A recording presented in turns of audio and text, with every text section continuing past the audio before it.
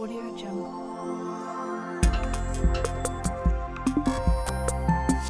Audio Jungle. China has always been a mysterious country for many years. A lot of people from all over the world wonder some tale about this ancient country. Luckily, we live in a good age of highly developed communication. We can take advantage of these to explore what we want to know. We believe many audiences also want to know some tale, saga, and history about China. That's why we decided to tell you the Chinese story, and we will go back thousands of years together. Well, if you're ready, we can start now. The ancient Chinese believed that everything was chaotic from the beginning, without sky, earth, or even light, which is the same as the legends of many countries. One day, out of the chaos, a giant was born and found there is nothing in darkness. He split the darkness with an axe. Hence the light things floated up and became the sky. The heavy stuff sank and became the ground. Despite the creation of sky and ground, the giant feared that the two would mix again, so he lifted the sky. The giant's name was Panku. As Panku grew taller every day, the distance between sky and ground also increased. After 18,000 years, the distance between the sky and the ground is 90,000 li. By the way, li is the traditional until of measurement in China. 2 li is equal to 1 kilometer. I deliberately use li as unit here to highlight the number 9. 9 is red jiu in Chinese, and this number has special meaning in Chinese culture. It represents the highest and infinite. This is because the number greater than 9 is only 10, which represents the perfection and absolute. It all comes from the ancients believed when one thing reaches its extreme and it reverses its course. Because of this, 9 has infinite space to rise, and 90,000 li is an infinite height. After the separation of sky and ground, Panku died of exhaustion.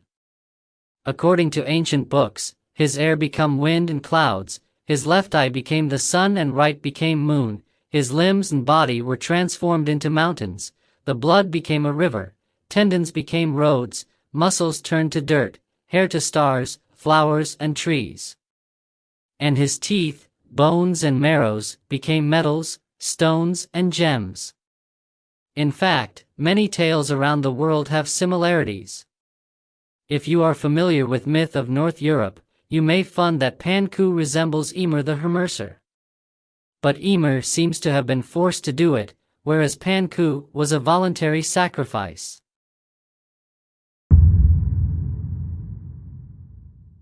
One day, a goddess named Nuwa came to the Yellow River and made human beings out of clay based on her reflection in the river. This is the origin of mankind. Nuwa realizes that humans will die, in which case she will have to create again, so she divided them into males and females and let them reproduce themselves. In this way the number of human beings became more and more. People gradually formed many different tribes after Nuwa created human beings. According to ancient records, there was a fierce conflict between a tribal chief named Gong Gong and another tribal chief named Zhuan Su in order to fight for the throne. It ended with the defeat of Gong Gong, who was forced to flee to Mount Buzhou and broken it. Then sky and earth were instantly shattered, the sky tilted to the northwest, the ground tilted to the southeast. A catastrophe has befallen the world. Later, in order to save mankind, Nuwa filled the cracks in the sky with colored stones and cut off the 4 feet of a big turtle to support the sky. The world was thus restored to peace. Even so, due to the tilt of the sky and earth, the sun and moon ever since rise in the east and set in the west, and rivers flow from west to east to the sea. After the birth of man, many tribes appeared. At this time, it was necessary to have a common chief. The first leader was Huangdi. Legend has it that Huangdi could speak as soon as he was born. He was very smart and became a tribal chief at age of 20. During that time of war, he led his tribe to conquer many other tribes, until there were only 3 tribes left. The chiefs of the 3 tribes were Huangdi, Yendi, and Qiyu. Later, Huangdi and Yenti defeated Qiyu, finally unified the world. Legend has it that Huangdi created wordage and taught people to plant, spin, and compose music. Since then, China has formed a cultural system with agricultural civilization as the main body, and Huangdi was also called the ancestor of humanity. During the period of the Huangdi, the symbol of China, Long, first appeared. In the latter years of Huangdi's life, he ordered a bronze cauldron to be cast. Such a cauldron is called ding in Chinese. When the ding was finished, a Long flew over and Huangdi rode away on it. In 1987, the team found a Long pattern made of shells in Puyang, Henan province. According to Carbon-14, these relics date back to more than 6,000 years ago, which coincides with the time of the Huangdi. It is said that there are 10 golden ravens with 3 legs. They are all children of the Emperor of Heaven. They take turns to come out every day to bring light to the earth. One day all 10 of them went out together, and the world became very hot, the fields were parched and the rivers dried up. A warrior named Hou-Yi shot down 9 of them with a bow and arrow, leaving only one sun to shine on the earth.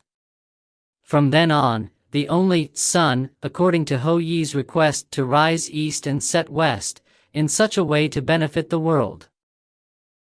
Hou-Yi's wife was named Chang'er. After shooting the suns, Hou-Yi went to Mount Kunlun to search the elixir of immortality. Finally he found it and brought back. He didn't want to be separated from his wife, so he hid these elixir. When Hou-Yi's disciple Pang Meng knew this, he demanded the elixir from Chang'er. She swallowed all the elixir in her desperation. Then Chang'er levitated and flew all the way to the moon. When Hou-Yi found he had already separated from Chang'er forever. It is said that Chang'er flew to the moon on the 15th day of the 8th lunar month, so Hou-Yi would hold a banquet on this day, expecting Chang'er to come home, and this is the origin of the Mid-Autumn Festival. On this day, Chinese people gather with their families and enjoy the moon together. Chang'er also became the Chinese goddess of the moon. China's first lunar probe satellite launched on October 24, 2007 was named Chang'er-I, which shows the special affection of the Chinese people for Chang'er. If you like our video, remember to like it and subscribe. We will bring you more stories about China. See you next time.